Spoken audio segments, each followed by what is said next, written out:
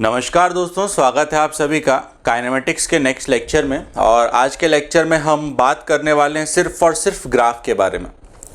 आज का पूरा टारगेट हमारा सिर्फ और सिर्फ ग्राफ है। ग्राफ पर कुछ क्वेश्चंस भी हम करेंगे और आज हमको बस यही सब समझना है कि पोजीशन टाइम ग्राफ कैसा होता होगा, तो डिस्प्लेसमेंट टाइम ग्राफ की क्या कहानी है, तो वेलोसिटी टाइम ग्राफ का एरिया क्या बताता है, तो उसका स्लोप क्या बताता है। एरिया साइन के साथ ऐड कर दो, पॉजिटिव नेगेटिव के साथ ऐड कर दो तो क्या मिलेगा, साइन हटा के ऐड कर दो तो क्या मिलेगा। इस टाइप की सारी जो ज़रूरी बातें हैं वो आज के लेक्चर में हम करने वाले हैं। तो सबसे पहले आप लोग हेडिंग लिखेंगे पोजीशन टाइम ग्राफ। सबसे पहले आप लोग हेडिंग लिखेंगे पोजीशन टाइम ग्राफ। पोजीशन को एक्स से भी रिप्रेजेंट किया जाता है अगर पार्टिकल एक्स एक्सिस में ट्रैवल कर रहा है तो। इस वजह से जो पोजीशन टाइम ग्राफ होता है उसको मैं शॉर्ट में एक्सटी ग्राफ भी बोलता हूं। इस वजह से पोजीशन टाइम ग्राफ को शॉर्ट में मैं एक्सटी ग्राफ भी बोलता हूं। मैं क्या, बहुत सारे लोग बोलते हैं। तो position time graph is also known as XT graph. तो जहां आपने हेडिंग लिखी है उसी के बाजू में ये भी लिख सकते हो। एक्सटी ग्राफ का यही मतलब है कि जो वाई एक्सिस होता होगा वहां पर एक्स प्लॉट किया जाएगा और जो एक्स एक्सिस होता होगा वहां पर टाइम प्लॉट किया जाएगा। तो अपन वाई एक्सिस एक्स एक्सिस का नाम नहीं लेते हैं, अपन ऐसा बोलते हैं वर्टिकल में एक्स होगा एंड हॉरिजॉन्टल में टी होगा। पहली बात तो ये हो गई। अब इसमें कुछ बातें होती होंगी। सबसे पहले जरा स्लोप की बात कर लें। तो जो इसमें स्लोप होगा वो क्या हो जाएगा, वो हो जाएगा d x by d t. यही होता था स्लोप। तो इसका जो स्लोप है वो d x by d t हो जाएगा। अब ये कैसे लिखा गया ये है ना, कुछ बच्चे समझ जाते हैं हाँ sir d x by d t समझ में आता है हमको। कुछ बच्चे ऐसे भी होते हैं सर आपको कैसे पता चला कि यहाँ एक्स आएगा, पहले तो नीचे एक्स होता था जब हम डिफरेंशिएशन पढ़ रहे थे। तो वो कंपेयर करके लिखा है। शॉर्ट में एक्सप्लेन कर देता हूं, फिर मैं इसको मिटा भी दूंगा। मैं कह रहा हूं ये अगर x होता, ये अगर y होता, ठीक है, अगर ये x होता और ये y होता तो स्लोप क्या होता है, d y by d x होता है। कहने का मतलब d vertical upon d horizontal होता है। ये होता है स्लोप का formula, d vertical upon d horizontal. देख लो यहां से क्लियर होगा, वर्टिकल है ये हॉरिजॉन्टल है, तो स्लोप का फॉर्मूला है d vertical upon d horizontal. वही चीज मैंने यहां पे अप्लाई की। देखो d of vertical divided by d horizontal. तो इससे कंपेयर करके मैंने लिखा है स्लोप का फॉर्मूला। तो वापस आते हैं पॉइंट पे। हाँ, तो इसका जो स्लोप होता होगा वो dx बाई डी टी होता होगा और जो dx बाई डी टी है वो आप बहुत अच्छे से जानते हो, इसी को क्या बोला जाता है, वेलोसिटी। मतलब एक्सटी ग्राफ का स्लोप क्या बताता होगा, वेलोसिटी बताता होगा। पहली जरूरी बात ये होगी। दूसरी जरूरी बात, इसका एरिया भी देख ले जरा। तो एरिया भी मैं उसी लॉजिक से लिखने वाला हूं जो अभी यहां पर मैंने समझाया था। तो एरिया इसका हो जाएगा इंटीग्रेशन एक्स डी टी। ये बनेगा एरिया इसका। पता नहीं ये भी समझ में आता है नहीं, दोबारा समझा देते हैं, भगवान जाने क्या चल रहा है। देखो ये एक्स एक्सिस, ये वाई एक्सिस। यहां पर एरिया क्या लिखते थे, यहां पर एरिया हम लिखते थे इंटीग्रेशन वाई डी एक्स, ये लिखते थे ना एरिया। तो यहां पर भी वही कहानी है, कंपेयर करके लिखा है। देखो इंटीग्रेशन वर्टिकल, वाई का मतलब क्या है, vertical, integration vertical D horizontal, यही होता है एरिया। वही मैंने यहां पे लिखा है। देखो इंटीग्रेशन, देखो वर्टिकल डी हॉरिजॉन्टल। तो ऐसे कंपेयर कर करके लिखा जाता है एरिया। तो स्लोप, तो अगर कोई एकदम फर्स्ट टाइम पढ़ रहा है ना तो उसी को समझाया स्पेशली कि ऐसे होता है, बाकी लोगों को पता होता है पहले से। तो स्लोप की बात करते तो dx बाई डी टी हो जाता, एरिया की बात करते तो इंटीग्रेशन x डी टी हो जाता। अब ये जो क्वांटिटी आई है ये हमारे कोई काम की नहीं है, दिस इज यूजलेस। ऐसा इसलिए क्योंकि अगर हम इसकी यूनिट चेक करने जाएं तो x की यूनिट मीटर होगी, टाइम की यूनिट सेकेंड होगी, और मीटर इंटू सेकेंड नाम की कोई क्वांटिटी तो हम पढ़ते ही नहीं है। इस वजह से ये क्वांटिटी क्या हो जाएगी, यूजलेस। मतलब यही है कि पोजीशन टाइम ग्राफ में हमारे काम की सिर्फ और सिर्फ एक ही बात होती है, और वो क्या होती है, वेलोसिटी।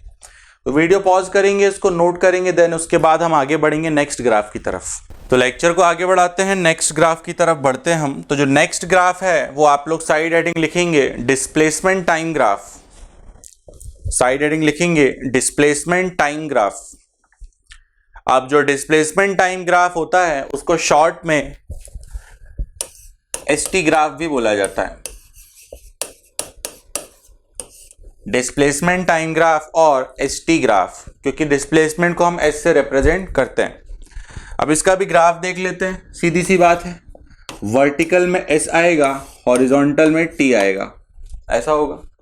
इसके स्लोप की अगर मैं बात कर लूं तो स्लोप इसका ds बाई डी टी हो जाएगा। ये भी वेलोसिटी ही होता है, ये भी वेलोसिटी ही होता है। इसके एरिया की अगर हम बात कर लें तो इसका एरिया फिर से यूजलेस होगा। कैसे, देखो, डिस्प्लेसमेंट मीटर में, टाइम सेकंड में, तो ये बनता मीटर सेकंड, कोई काम का नहीं है, फालतू है। तो यहां क्या लिखूंगा मैं, यूजलेस। इसका एरिया हमारे कोई काम का नहीं है। तो डिस्प्लेसमेंट टाइम ग्राफ में एक और जरूरी बात होती है, वो ये होती है कि डिस्प्लेसमेंट टाइम ग्राफ हमेशा हमेशा जीरो से ही स्टार्ट करता है। डिस्प्लेसमेंट टाइम ग्राफ हमेशा जीरो से ही स्टार्ट करता है, मतलब t इक्वल टू जीरो पर डिस्प्लेसमेंट जीरो ही माना जाता है।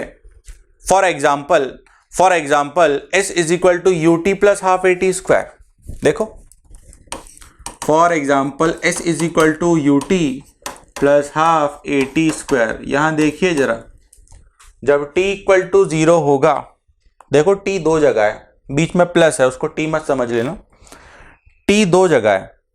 तो जब आप यहां पर t इक्वल टू जीरो रखोगे, जब आप यहां t इक्वल टू जीरो रखोगे तो डिस्प्लेसमेंट क्या मिलेगा, जीरो मिलेगा। तो एक एग्जाम्पल दिया था, ये एक एग्जाम्पल था, ऐसा हमेशा होता है।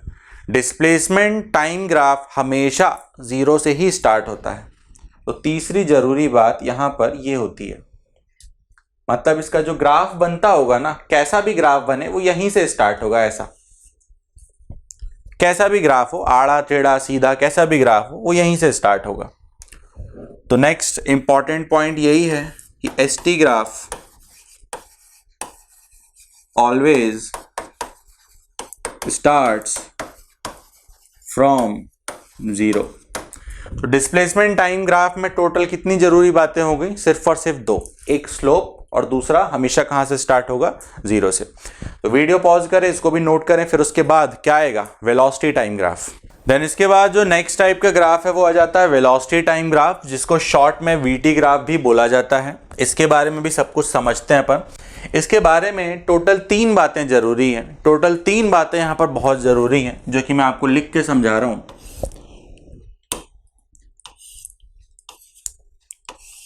देखिए, ये v था और ये t था। जरा इसके स्लोप की बात कर ले, तो जिसका स्लोप होगा वो dv बाई डी टी होता होगा, ये होगा। अब dv बाई डी टी क्या होता है, एक्सेलरेशन होता है। मतलब पहली जरूर, ये सबसे इंपॉर्टेंट ग्राफ है, इस पे 3 स्टार लगा सकते हो आप लोग। 90% क्वेश्चन इसी से सॉल्व होते हैं, ग्राफ वाले, बहुत इंपॉर्टेंट है ये। तो वेलोसिटी टाइम ग्राफ की पहली जरूरी बात कि इसका स्लोप क्या बताता होगा, एक्सेलरेशन बताता होगा। फिर इसमें एरिया जो है ना, एरिया में थोड़ा सा ट्विस्ट है कहानी में, देखते हैं। देखो, इसके एरिया की बात करूं तो बेसिकली वो इंटीग्रेशन वी डी टी तो होता होगा, जिसमें कोई डाउट है नहीं। इसके एरिया की बात करें तो वो इंटीग्रेशन वी डी टी तो होता है, उसमें कोई डाउट है नहीं। इसकी जरा यूनिट चेक कर लेते हैं। वेलोसिटी की यूनिट क्या होती, मीटर पर सेकंड। टाइम की यूनिट क्या होती, सेकंड। तो सेकंड से सेकंड कट जाता, मतलब इसका जो भी एरिया आता वो मीटर में आता। ठीक है, इस ग्राफ का जो भी एरिया आता उसके डायमेंशंस क्या होते, मीटर वाले होते। अब मीटर अगर डायमेंशंस हैं तो क्या क्या पॉसिबिलिटीज हो सकती हैं, डिस्प्लेसमेंट बताता हूं शायद, डिस्प्लेसमेंट भी मीटर होता है, या फिर हो सकता है डिस्टेंस बताता हो, वो भी तो मीटर होता है। तो दो पॉसिबिलिटी बन रही है यहाँ पर, पोजीशन की पॉसिबिलिटी नहीं बनेगी, सिर्फ और सिर्फ दो ही पॉसिबिलिटी होती हैं। इसका एरिया या तो डिस्प्लेसमेंट बताएगा या तो डिस्टेंस बताएगा। अब कब क्या बताता है वही आपको समझना है। अभी तक मैंने कोई जरूरी बात आपसे नहीं की है, ठीक है। एक जरूरी बात यही थी कि स्लोप बताता है क्या, एक्सेलरेशन। एरिया की जो जरूरी बात है वो अभी मैंने आपको बताई नहीं है। अभी तो मैं सिर्फ और सिर्फ यूनिट खेल रहा हूं, मैं तो बस अभी यूनिट कैलकुलेट करना सिखा रहा हूं। तो एरिया जो होता है इंटीग्रेशन वी डी टी होता, वी की यूनिट क्या होती है, मीटर पर सेकेंड, टाइम की यूनिट क्या होती है, सेकेंड, सेकेंड से सेकेंड कट जाता, मतलब जो इसका एरिया आता वो मीटर में आता, मतलब ये एरिया हमारे काम का होता, क्योंकि मीटर में डिस्प्लेसमेंट हो सकता है या तो डिस्टेंस हो सकता है। तो समझते हैं हम अच्छे से कि इसका एरिया कब क्या बताएगा। तो इसका एरिया कब क्या बताएगा, इस चीज को हम एक बहुत ही सिंपल से एग्जांपल से समझेंगे। और वो एग्जांपल ये है, मान लो वेलोसिटी टाइम ग्राफ कुछ ऐसा आ गया। मान लेते हैं वेलोसिटी टाइम ग्राफ कुछ ऐसा आ गया। अब इसमें एक बात जरूरी ये होती है कि जो एरिया होता है वो वेक्टर क्वांटिटी होता है, तो उसका भी साइन होता है। एरिया पॉजिटिव भी हो सकता है, एरिया नेगेटिव भी हो सकता है। तो ये जो ग्राफ आपके सामने दिख रहा है, इस ग्राफ का ये जो ऊपर वाला पार्ट है, ये शेडेड पार्ट, इसका एरिया ना पॉजिटिव माना जाएगा। ये जो ऊपर शेडेड पार्ट दिख रहा है इसका एरिया पॉजिटिव माना जाएगा, और ये जो पार्ट नीचे चला गया है, ये वाला पार्ट, इसका एरिया नेगेटिव माना जाता है। एकदम आराम आराम से पढ़ा रहा हूं, ये मान के कि फर्स्ट टाइम पढ़ रहे हैं, ठीक है। तो समझ समझ के आगे बढ़ना। किसकी बात कर रहे थे अपन, एरिया की। हमने क्या कहा, एरिया की जो यूनिट आई है वो मीटर आई है, मतलब एरिया या तो डिस्टेंस बताता होगा या तो डिस्प्लेसमेंट बताता होगा। उसी की चर्चा हम यहाँ पे कर रहे हैं। तो मान लेते हैं वेलोसिटी टाइम ग्राफ आपने बना लिया, उसका एरिया आपने निकाल लिया। जब भी आप एरिया निकालोगे तो ऊपर वाला एरिया आप पॉजिटिव मानोगे और नीचे वाला एरिया आप नेगेटिव मानोगे। अब कहानी बड़ी सिंपल सी है, और वो सिंपल सी कहानी ये है कि अगर आप इन दोनों एरिया को प्रॉपर साइन यूज करते हुए, प्रॉपर प्लस माइनस यूज करते हुए अगर आप लिखोगे, जो कि आप A1 प्लस माइनस A2, मतलब ऊपर वाला एरिया पॉजिटिव, नीचे वाला एरिया नेगेटिव। अगर आप ऐसे लिखते हो तो इससे आपको पता चलेगा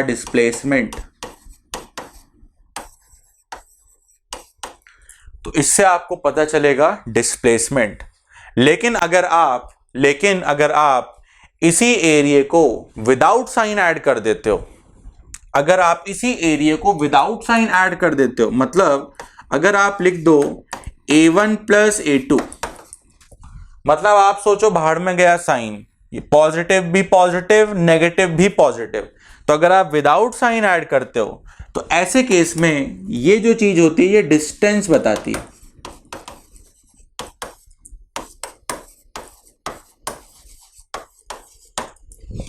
तो इसी वजह से बोला जाता है कि वेलोसिटी टाइम ग्राफ सबसे ज्यादा इंपॉर्टेंट होता है।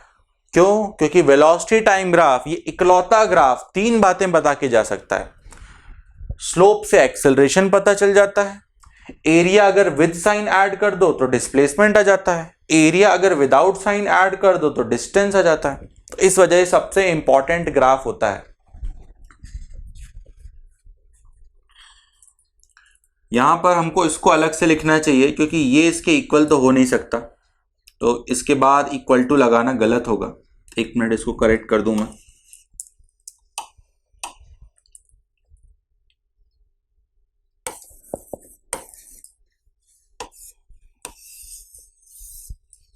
अब ठीक है, पता नहीं समझे। अरे इसके बाद इक्वल टू लगा था ना डायरेक्टली, ये A1 माइनस A2 और A1 प्लस A2 इक्वल थोड़ी होंगे, तो इसलिए मैंने वहां से इक्वल टू हटा दिया।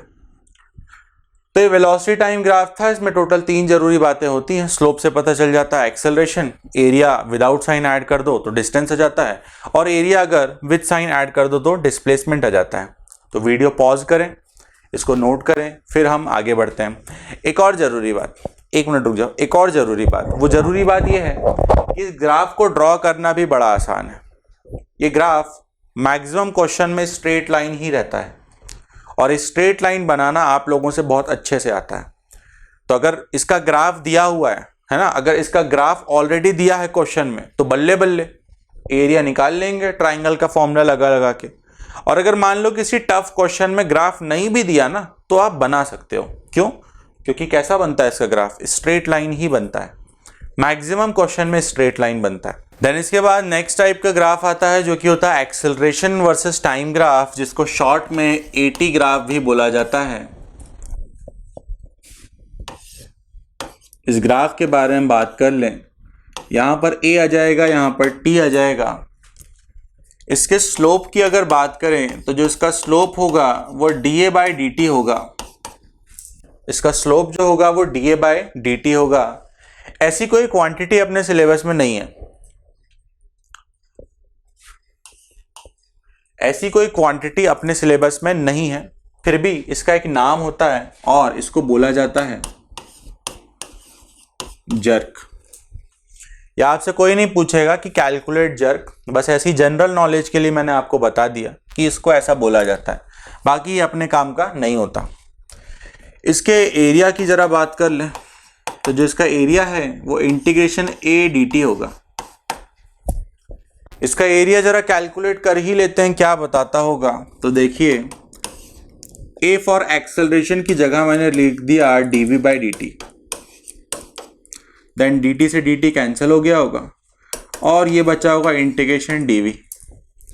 लिमिट्स रख दूंगा मैं यहाँ पर, इनिशियल वेलोसिटी से फाइनल वेलोसिटी। इंटीग्रेशन डीवी क्या हो जाएगा? वी। फिर उसमें क्या बैठी होगी? एक अपर लिमिट और एक लोअर लिमिट। फिर क्या करते हैं? फिर करते हैं upper limit minus lower limit. तो इसका एरिया क्या बताता होगा? इसका एरिया बताता होगा चेंज इन वेलोसिटी। ये देखो, ये चेंज इन वेलोसिटी लिखा है, final velocity minus initial velocity लिखा है। तो इसका एरिया हमको क्या बताता है? चेंज इन वेलोसिटी, मतलब कि डेल्टा वी बताता है। तो इसमें बस 2 ही बातें होती हैं। 2 ही बातें क्या, एक ही बात होती है। इसका जो एरिया होता है, एटी ग्राफ का जो एरिया है वो चेंज इन वेलोसिटी बताता है। ये तो अपने कोई काम का है ही नहीं। तो वीडियो पॉज करेंगे, इसको नोट करेंगे। आज के लिए सिर्फ इतनी ही थ्योरी थी। इसके बाद हमको क्वेश्चंस करने हैं, थोड़े क्वेश्चंस करते हैं इसके बाद। तो वीडियो पॉज करें, इसको नोट करें। तो एक सिंपल सा क्वेश्चन देखते हैं। इस क्वेश्चन में वेलोसिटी टाइम ग्राफ दिया हुआ है, कोऑर्डिनेट्स भी सारे दिए हुए हैं, और हमसे बोला जाता है कि t इक्वल टू 0 से लेकर के t इक्वल टू 6 के बीच में डिस्टेंस और डिस्प्लेसमेंट बताएं। t इक्वल टू 0 से t इक्वल टू 6 के बीच में डिस्प्लेसमेंट और डिस्टेंस ट्रैवल करना है, डिस्प्लेसमेंट और डिस्टेंस ट्रैवल्ड कैलकुलेट करना है। तो कैलकुलेशन बड़ा ही आसान है, वेलोसिटी टाइम ग्राफ है। इसमें क्या हमारे काम का होता है? एरिया। कहां से कहां तक पूछा गया है? 0 से लेकर के 6 तक पूछा गया है। देखिए, 0 से 6 तक पूछा गया है। 0 से 6 तक मतलब यहां से लेकर के यहां तक का एरिया बस निकाल लेना है। तो पहले ये ऊपर वाले ट्रायंगल का एरिया निकाल लेंगे। कैसे? हाफ बेस हाइट लगा के। तो देखिए, इसका बेस कितना है? 4 है। मान के चलता हूं इतना सबको आता होगा। ये 0 है, ये 4 है, तो ये लेंथ कितनी हो जाएगी? 4। तो इसका बेस 4 है। हाइट देखिए कितनी है? 10 है। तो इसका एरिया आ जाएगा। ठीक है, इसका एरिया हो गया A1 is equal to half base height, मतलब कि 20। तो ये इसका एरिया आ गया। वैसे इसका एरिया भी देख लेते हैं। देखो, इसका भी सब कुछ गिवन है। देखो, ये 4 है, ये वाला पॉइंट क्या है? 4 है। ये वाला पॉइंट क्या है? 6 है। तो ये कितना होगा? 2 हो जाएगा। ये 4 था, ये 6 था, तो ये कितना हो जाता है? 2 माइनस होके आता है। तो इस ट्राइंगल का जो बेस है वो 2 है। इस ट्राइंगल का बेस क्या है? 2 है। फिर इस ट्राइंगल की भी कुछ हाइट होती होगी, ये कुछ हाइट होती होगी। y कोऑर्डिनेट जो होता है, जो y कोऑर्डिनेट होता है वो हमेशा हाइट रिप्रेजेंट करता है। तो इसका y कोऑर्डिनेट कितना है? -5। अगर इसका y कोऑर्डिनेट -5 है मतलब ये जो हाइट है, ये जो हाइट है ये 5 होती होगी।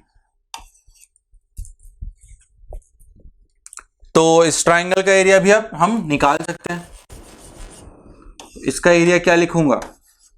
A2 इज इक्वल टू, लगा दो, हाफ बेस हाइट, तो ये -5 आ जाएगा इसका एरिया। माइनस क्यों लगा रहा हूं? क्योंकि नीचे वाला एरिया है, ग्राफ के नीचे एरिया है। अब क्वेश्चन में कुछ बचा नहीं है ज्यादा लिखने को।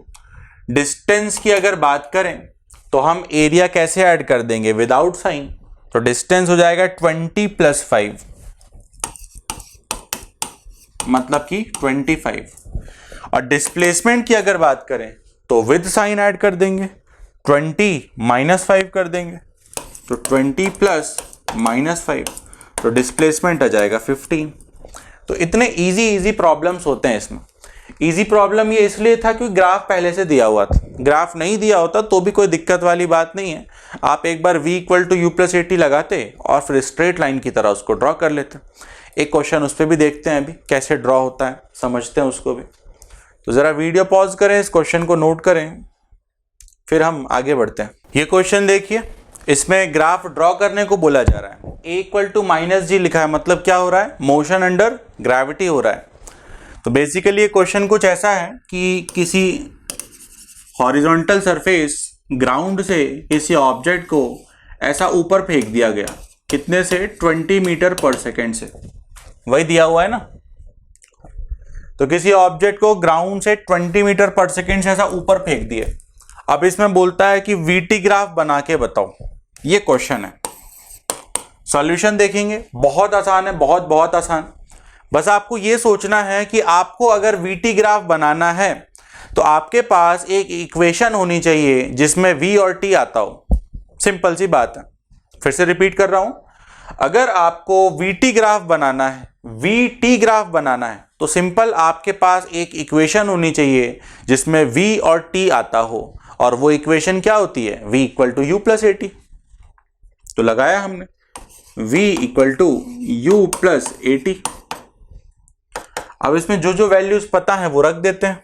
u कितना है? 20, और a कितना है? -g, मतलब कि -10। तो ये vt की इक्वेशन आ गई। अब जरा ध्यान से देखिए, इस इक्वेशन में v की पावर में 1 है, टाइम की पावर में भी क्या है? 1 है, और जब सबकी पावर में 1 होता है तो ग्राफ कैसा बनता है? स्ट्रेट लाइन बनता है। तो इसका ग्राफ भी कैसा बनेगा? Straight line. और याद करिए वो दिन जब आप लोगों को स्ट्रेट लाइन ड्रॉ करना सिखाया गया था, तो वही मैं यहाँ पर यूज करने जा रहा हूँ। तो मैं क्या यूज करूँगा? मैं लिखूंगा कि जब t = 0 था तो वेलोसिटी 20 थी। देख सकते हो ना, टाइम 0 रखूंगा, ये 0 रखूंगा तो ये तो गायब ही हो जाएगा, वेलोसिटी 20 आएगी। और जब मैं v0 रखूंगा, v0 रख के देखो, इतना तो कर सकते हैं ना मेंटली हम। देखो ये 0 कब होगा? ये v कब 0 आएगा? जब t = क्या होता हो? 2 होता हो।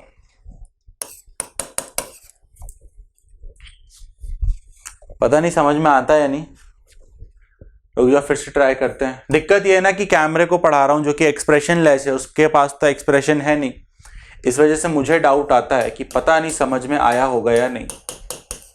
यहां लिख के बता देता हूं, देखो अगर t 0 कर दूंगा तो ये गायब हो जाता और v कितना आ जाता? 20। तो वही लिखा है, देखो 0,20। उसके बाद कह रहा हूं अगर v 0 कर दूं, अगर v को 0 कर दूं तो ये गायब हो जाएगा। अगर ये गायब हो जाएगा, v 0 कर दूं तो ये गायब हो जाएगा, ये गायब हो जाएगा तो ये 0 से ये 0 कट जाएगा और t = क्या आ जाएगा? 2 आ जाएगा। वही यहां पे मैंने लिखा है t = 2। तो मान के चलते हैं समझ में आ गया होगा। तो यहां से हमको 2 पॉइंट्स मिल गए। ये वाला पॉइंट कहलाया जाएगा 0,20 और ये वाला पॉइंट बोला जाएगा 2,0। अब सिंपल सी एक लाइन ड्रॉ करना है जो कि इन दोनों पॉइंट से पास करे। वो लाइन कैसी होगी? ऐसी तो होगी। पहले ग्राफ बनाए जरा। यहाँ v लिखूंगा, यहाँ t लिखूंगा। 0,20 कहाँ पाया जाता होगा? कहीं यहाँ पे। और 2,0 कहाँ पाया जाता होगा? कहीं यहाँ पे। तो एक ऐसी लाइन जो कि इन दोनों पॉइंट से पास कर जाए। ये कौन सा पॉइंट है? ये है 0,20 और ये क्या पॉइंट था? 2,0। और कुछ इस तरीके से वेलोसिटी टाइम ग्राफ बन जाता है। कितना आसान है। अब आसान उसी के लिए है जिसको पुरानी बातें याद होती हैं। अब अगर कोई बच्चा स्ट्रेट लाइन बनाना ही भूल गया है तो उसके लिए तो टफ होता होगा, उसके लिए तो बहुत टफ होता होगा। और जिस बच्चे को स्ट्रेट लाइन ड्रॉ करना याद है उसके लिए बहुत ईजी है। बस दिक्कत यह है कि स्ट्रेट लाइन में x और y होता था, यहाँ पर v और t हो चुका है। तो नाम में क्या रखा है? कॉन्सेप्ट से मतलब है ना अपन को। तो कॉन्सेप्ट यही है कि अगर v और t की पावर 1 होगा, अगर पावर 1 होता है, सबकी पावर में 1 होता है, तो वो ग्राफ स्ट्रेट लाइन होता है। और स्ट्रेट लाइन ड्रॉ करने का यही तरीका था। एक बार एक को 0 कर दो, फिर एक बार दूसरे को 0 कर दो। तो मान के चलते हैं ये ग्राफ कैसे ड्रॉ हुआ समझ में आ चुका होगा आपको। अब इसी ग्राफ में आपसे ये भी पूछा जा सकता था कि डिस्टेंस बता दो, डिस्प्लेसमेंट बता दो। तो कोई बड़ी बात नहीं है, आप एरिया निकाल लेते। जैसे इसके प्रीवियस क्वेश्चन में किया, ठीक वैसे ही आप इसमें एरिया निकाल लेते। कोई दिक्कत वाली बात नहीं है। तो वीडियो पॉज करेंगे, इसको नोट करेंगे, फिर हम आगे बढ़ेंगे। तो लेक्चर को आगे बढ़ाते हैं। एक और सिंपल सा क्वेश्चन देखते हैं। ये क्वेश्चन सिंपल भी है और थोड़ा सा लेंदी भी है, क्योंकि इसमें ग्राफ भी हमको खुद बनाना है, देन उसमें ट्राइंगल भी हमको खुद बनाना है, ट्राइंगल का बेस और हाइट भी हमको खुद पता करना है, फिर एरिया निकालना है, फिर उसको ऐड करना है। तो क्वेश्चन ईजी तो है लेकिन थोड़ा सा लेंदी है। तो क्वेश्चन में यही बोला जाता है कि ऐसा ग्राउंड से एक ऑब्जेक्ट को 20 मीटर पर सेकेंड से ऊपर फेंक दिया, तो ये t=0 से लेकर के t=3 में कितना डिस्टेंस ट्रैवल करेगा, ये हमसे पूछा जाता है। ऑलरेडी इसका ग्राफ हम प्रीवियस क्वेश्चन में बना चुके हैं। डायरेक्ट वहां से उठा के यहाँ कॉपी पेस्ट भी कर सकते हैं, लेकिन नहीं कर रहे, फिर से समझा देते हैं। तो सॉल्यूशन स्टार्ट करता हूं। सबसे पहले लिखूंगा मैं v = u + at। u का मतलब क्या होता है? इनिशियल वेलोसिटी, जो कि कितनी है? 20 है। तो ये बनता 20। अच्छा, मोशन अंडर ग्रेविटी हो रहा है तो a की जगह -g आ जाता, तो ये हो जाता है इसका vt का इक्वेशन। ऐसा हो गया। अब इसका ग्राफ ड्रॉ करना चाहता, तो फिर से वही कहता मैं कि जब, क्या बोल रहा हूं मैं, इसमें फिर से मैं यही कहता कि जब t=0 होता तो v = 20 हो जाता, मतलब पॉइंट मिलता 0,20। और फिर जब v = 0 होता, ये सब कर चुका हूं अभी मैं, वही चीज लिख रहा हूं दोबारा, कुछ नया नहीं है। और जब v 0 करता तो t = 2 मिल जाता, तो दूसरा पॉइंट मिल जाता मुझे 2,0। अब इसमें ना 2 पॉइंट से हमारा मन नहीं भरता है, हम एक और पॉइंट निकालते हैं। क्यों? क्योंकि यहां पर 0 से 3 तक पूछा गया है। देखो, डिस्टेंस ट्रेवल्ड यहां पर कहां से कहां पूछा जा रहा है? 0 से 3 तक। और ये इंफॉर्मेशन कहां से कहां तक की है? देखो, 0 से 2 तक की है बस। तो इस वजह से यहां पर मैं एक और लाइन लिखूंगा t = 3। कुछ लोगों के मन में उथल पुथल मच गई होगी, सर ऐसा क्यों किया? भाई इसकी कोई जरूरत नहीं है। ग्राफ ड्रॉ करने की अगर बात करूं ना मैं, तो ग्राफ सिर्फ इतने से ही ड्रॉ हो जाएगा, इतने से, सिर्फ इतने से ग्राफ ड्रॉ हो जाएगा। लेकिन उसके आगे जो कैलकुलेट करना है ना, एरिया, डिस्टेंस, उसके लिए इसकी जरूरत पड़ेगी। इस वजह से इसको हम पहले से कैलकुलेट करके रख रहे हैं। फिर से बोल रहे हैं, ग्राफ ड्रॉ करने के लिए सिर्फ इन 2 पॉइंट्स की जरूरत है। इन 2 पॉइंट्स की हेल्प से ग्राफ ड्रॉ किया जा सकता है। लेकिन आगे जाकर के जो एरिया निकालना है ना, उसके लिए एक और पॉइंट की जरूरत पड़ेगी। और वो पॉइंट कहां होगा? वो यहां होगा। 0 से 3 तक पूछा गया है ना, t=0 से t=3 तक पूछा गया है। t=0 ऑलरेडी हम लिख चुके हैं, t=3 हमने नहीं लिखा, तो वो भी लिख लेते हैं। तो t इक्वल टू 3 पे वेलोसिटी क्या होगी, देखिए ये फॉर्मूला लगा देंगे, यहां पर t की जगह क्या रख दूंगा, 3 रख दूंगा, तो ये क्या बन जाएगा 20 माइनस 10 इंटू 3। सिंपल है, t की जगह 3 रख दूंगा तो ये जाएगा -10 ऐसा। तो लास्ट का एक और पॉइंट आ जाएगा 3, -10। तो ये 3 पॉइंट्स आ गए, ऐसा हुआ, एक पॉइंट, दूसरा पॉइंट, तीसरा पॉइंट। अब ग्राफ बना देते हैं।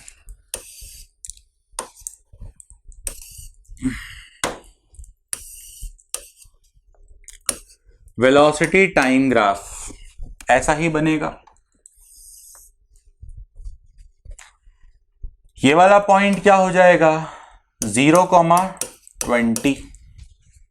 एक लाइन खींच देते हैं यहां, खिचड़ी ना बन जाए।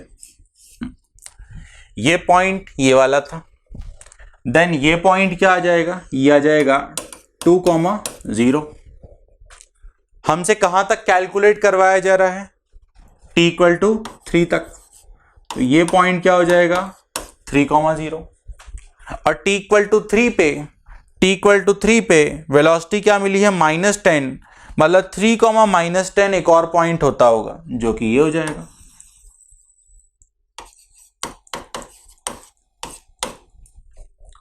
अब क्या बचा, कुछ नहीं, एरिया निकालना है बस।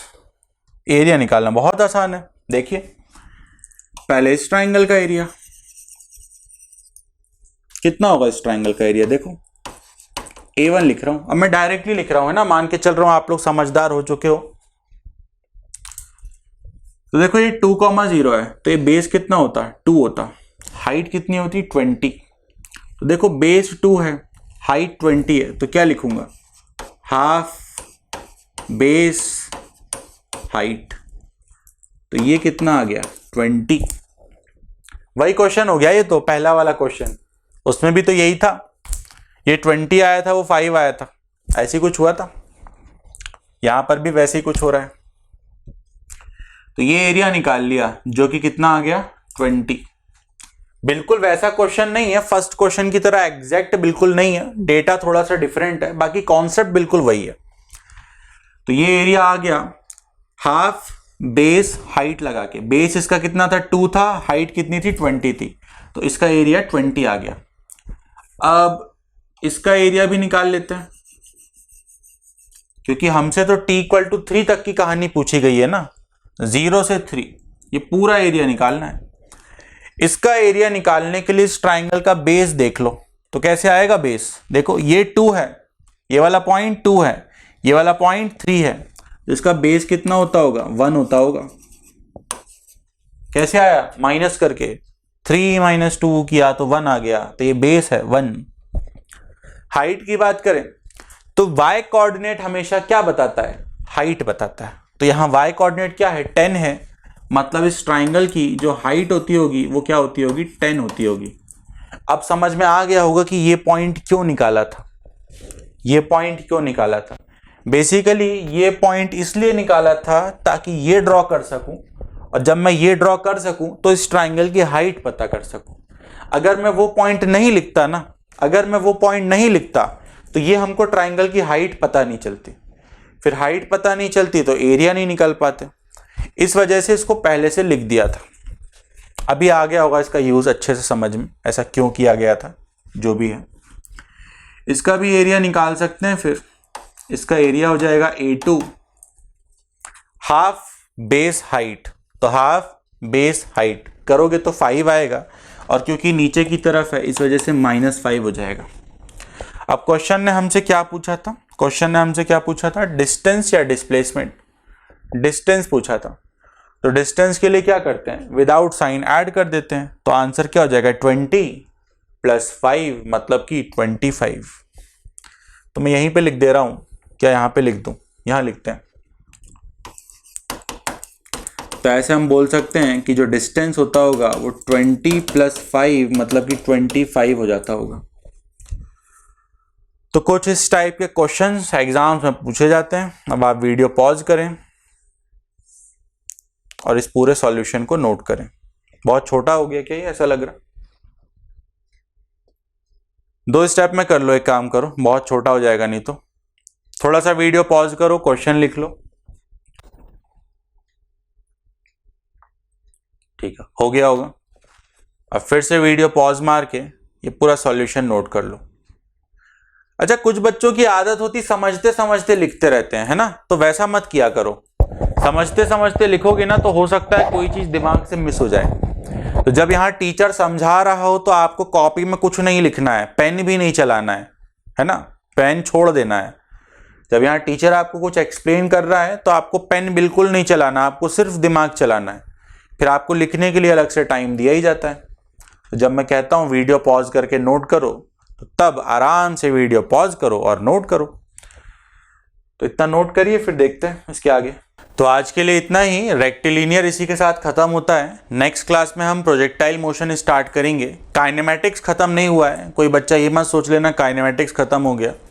काइनेमेटिक्स तो बहुत बड़ा पार्ट है। काइनेमेटिक्स का जो छोटा सा हिस्सा था, motion in a straight line या फिर रेक्टिलिनियर मोशन, वो बस आज खत्म हुआ है। तो नेक्स्ट क्लास से हम प्रोजेक्टाइल स्टार्ट करेंगे। मिलते हैं नेक्स्ट क्लास में। All the best.